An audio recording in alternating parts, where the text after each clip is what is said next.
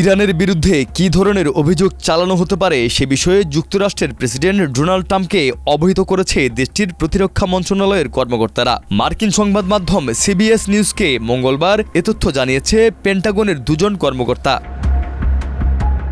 তাদের ভাষ্য অনুযায়ী ইরানের সম্ভাব্য হস্তক্ষেপের অংশ হিসেবে দূরপাল্লার ক্ষেপণাস্ত্র নিয়ে সাইবার হামলা এবং মনস্তাত্ত্বিক ক্যাম্পেইনের পরিকল্পনা ট্রাম্পের সামনে তুলে ধরা হয়েছে।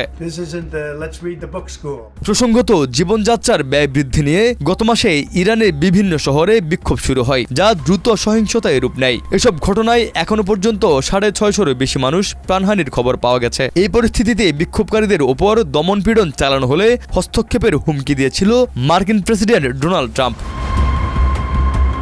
এরই মধ্যে ইরানের বিরুদ্ধে অর্থনৈতিক চাপ আরও বাড়িয়েছে ওয়াশিংটন। স্থানীয় সময় সোমবার ট্রাম্প ঘোষণা দেন, যেসব দেশ ইরানের সঙ্গে বাণিজ্য করবে তাদের পণ্যের উপরও যুক্তরাষ্ট্রের প্রবেশ সময় প্রায় 25% শুল্ক আরোপ করা হবে। এই সিদ্ধান্ত তাৎক্ষণিকভাবে কার্যকর হবে বলেও জানান তিনি। যুক্তরাষ্ট্রের এমন হুমকির প্রতিক্রিয়ায় ইরানের পররাষ্ট্রমন্ত্রী আব্বাস আরাগচি বলেছেন, ট্রাম্প প্রশাসনের সঙ্গে আলোচনায় বসতে তারা প্রস্তুত, তবে একই সঙ্গে যুদ্ধের জন্য ইরান প্রস্তুত রয়েছে বলেও সতর্কবার্তা দেন তিনি। এদিকে বিবিসির এক প্রতিবেদনে বলা হয়েছে,